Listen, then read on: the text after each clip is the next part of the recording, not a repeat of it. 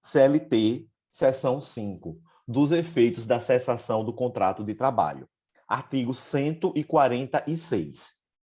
Na cessação do contrato de trabalho, qualquer que seja a sua causa, será devida ao empregado a remuneração simples ou em dobro, conforme o caso, correspondente ao período de férias cujo direito tenha adquirido. Parágrafo único. Na cessação do contrato de trabalho após 12 meses de serviço, o empregado, desde que não haja sido demitido por justa causa, terá direito à remuneração relativa ao período incompleto de férias, de acordo com o artigo 130, na proporção de 1/12 por mês de serviço ou fração superior a 14 dias.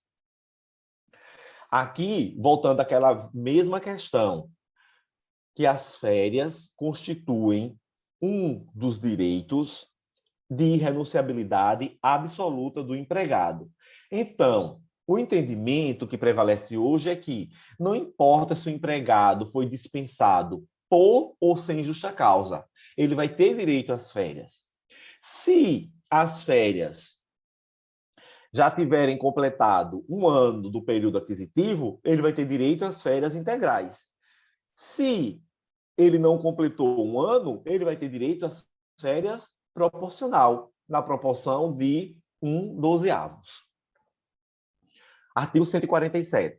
O empregado que for despedido sem justa causa ou cujo contrato de trabalho se extinguir em prazo pré-determinado, antes de completar 12 meses de serviço, terá direito à remuneração relativa ao período incompleto de férias, de conformidade com o disposto no artigo anterior.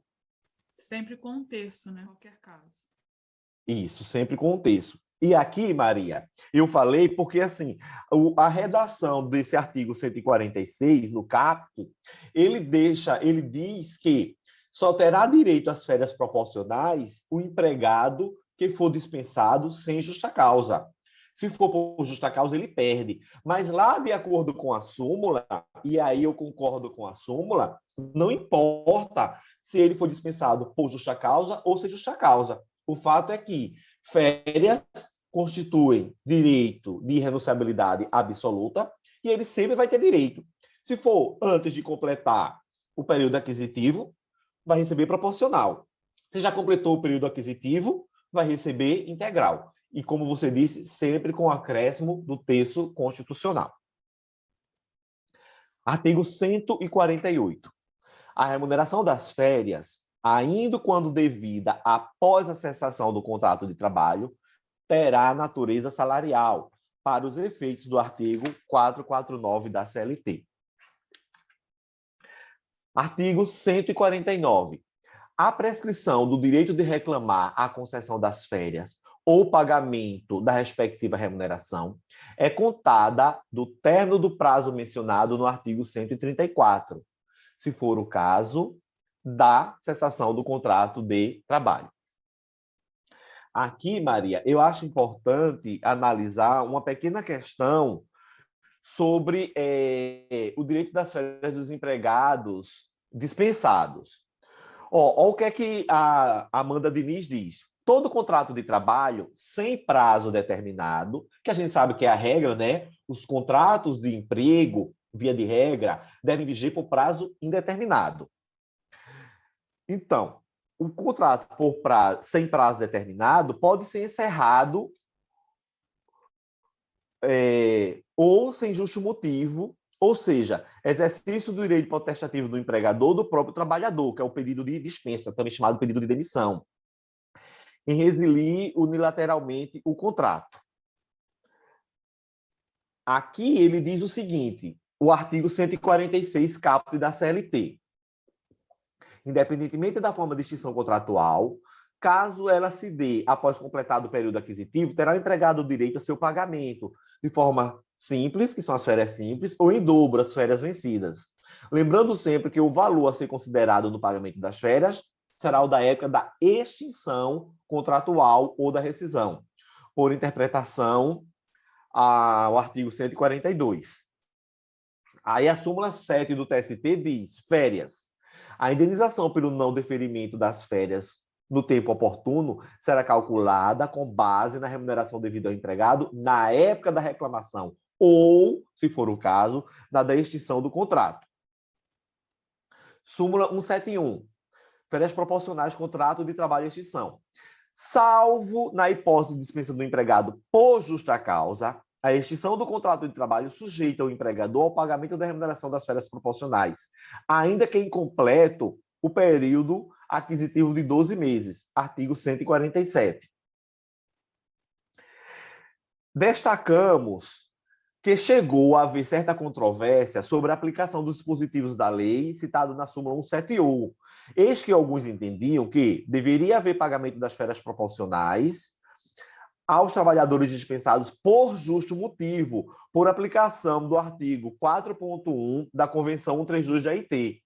Ocorre que o TST vem reiterando, inclusive por meio de julgamento, após negativa de incidente e de assunção de competência, o entendimento pacificado na súmula 171, que é aquele aplicado pelas colendas turma. Ou seja, que se o cara for demitido por justa causa, ele perde direito às férias proporcionais.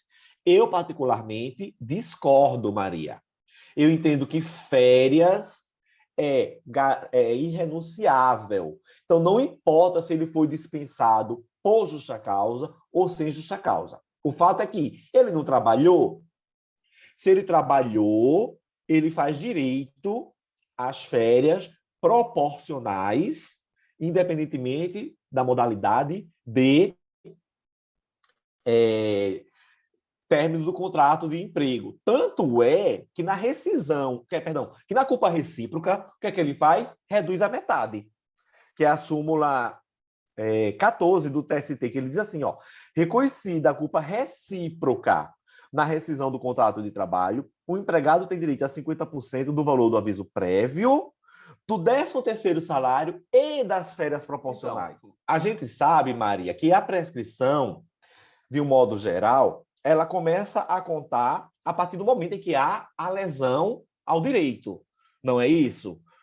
Tanto é que a prescrição para você entrar, para qualquer indivíduo entrar, acionar a Justiça do Trabalho é de 2 anos, contado do término do contrato de trabalho, retroagindo até 5 anos no período de vigência. Só que tem algumas situações que a pessoa precisa analisar com cautela. Eu sempre digo que prescrição é um tema que, se o examinador quiser, ele quebra as pernas de qualquer candidato ao concurso. Por exemplo, prescrição do salário. O salário, eu trabalho o mês de agosto, mas pela CLT, o empregador não pode me pagar até o 5º dia útil do mês de setembro. Então, a prescrição só vai começar a contar, na minha humilde opinião, após o 5º dia útil do mês de setembro. Entendeu? Que é quando o empregador ele vai lesar ou lesionar, melhor falando, o meu direito. Né? Joel, mas você trabalhou até o dia 30 do mês, certo? Mas se ele não me pagou até o dia 30 do mês, ele tem até o 5º dia útil do mês subsequente. Até então, ele não vai estar em mora comigo. A mesma coisa eu trago para a questão das férias. A gente sabe que as férias, ela possui um período aquisitivo, que são os 12 meses que o empregado trabalha, para ele adquirir o direito de fruição, para começar a adentrar no período concessivo. Então, o artigo 159, ele deixa claro, deixa expresso que o início da contagem da prescrição da pretensão relacionada à exigibilidade do direito de férias vai ser o prazo final do período de gozo das mesmas. Isso é muita cautela. Porque, em que pese as minhas férias do período aquisitivo, 1º de janeiro a 31 de dezembro de 2020, acabar nesse período, mas o período concessivo só vai começar a contar a partir do dia 1º de janeiro de 2021 e vai ter até 31 de dezembro de 2021. Então, na verdade, a prescrição dessas férias de 2020 só vai começar a viger a partir do último dia de concessão, que seria o último dia do mês de dezembro, isso, do ano de 2021. Tá? Isso é muita cautela. O examinador, se quiser, ele pode brincar com essa questão do período aquisitivo, período concessivo, para efeito prescricional. Sempre lembrar daquela teoria da accionata, né? A gente só pode dizer que houve inércia quando começou a contar o prazo que pode agir. Seção 7. Disposições especiais. Artigo 150.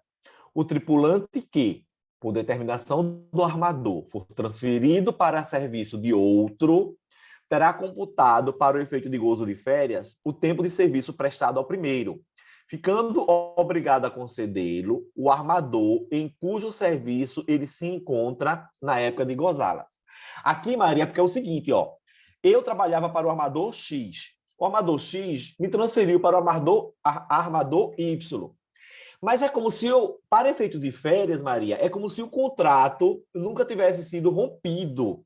Aí, esse período aquisitivo vai ser contado o tempo que eu trabalhei para o armador X, somando-se ao tempo que eu trabalhei para o armador Y. Isso é bem tranquilo, ok? Então, se eu trabalhei 3 meses para o armador X, fui transferido e trabalhei mais 9 meses para o armador Y, completou-se 12 meses e eu completei o meu período aquisitivo. Parágrafo 1º. As férias poderão ser concedidas a pedido dos interessados e com a aquiescência do armador, parceladamente, nos portos de escala de grande estadia de navio, aos tripulantes ali residentes. Parágrafo 2º. Será considerada a grande estadia a permanência no porto por prazo excedente de 6 dias. Cuidado, isso tem caído em prova de primeira fase. Eu já vi, inclusive, eles botarem 6 meses, que é para induzir em erro. Ó, você vê o 6 e não se atenta à questão dos dias. Parágrafo 3º. Os embarcadiços, para gozarem férias nas condições desse artigo, deverão pedi-las por escrito ao armador, antes do início da viagem, no porto de registro ou armação. Parágrafo 4º. O tripulante, ao terminar as férias, apresentar-se ao armador, que deverá designá-lo para qualquer de suas embarcações ou o adir a algum dos seus serviços terrestres, respeitadas a condição pessoal e a remuneração. Parágrafo 5º. Em caso de necessidade, determinada pelo interesse público e comprovada pela autoridade competente, poderá o armador ordenar a suspensão das férias já iniciadas ou iniciar-se, ressalvado ao tripulante o direito ao respectivo gozo posteriormente. Óbvio, né? Se ele suspendeu, futuramente eu vou ter direito a usufruir esse meu direito que foi suspenso. Parágrafo 6º.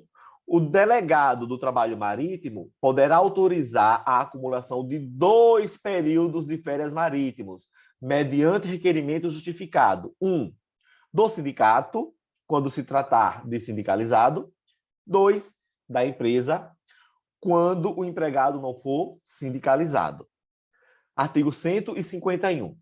Enquanto não se criar um tipo especial de caderneta profissional para os marítimos, as férias serão anotadas pela capitania do porto na caderneta matrícula do tripulante, na página das observações. Artigo 152. A remuneração do tripulante, no gozo de férias, será acrescida da importância correspondente à etapa que estiver vencendo. Artigo 153.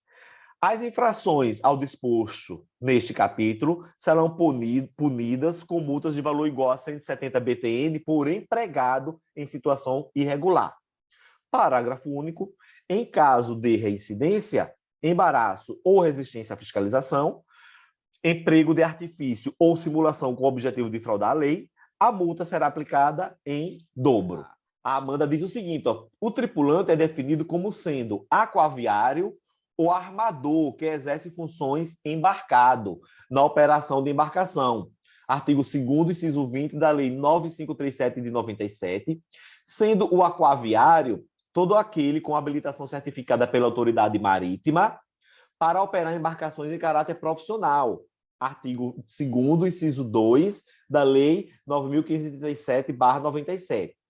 E amador, sendo todo aquele com habilitação certificada pela autoridade marítima para operar embarcações de esporte e recreio em caráter não profissional.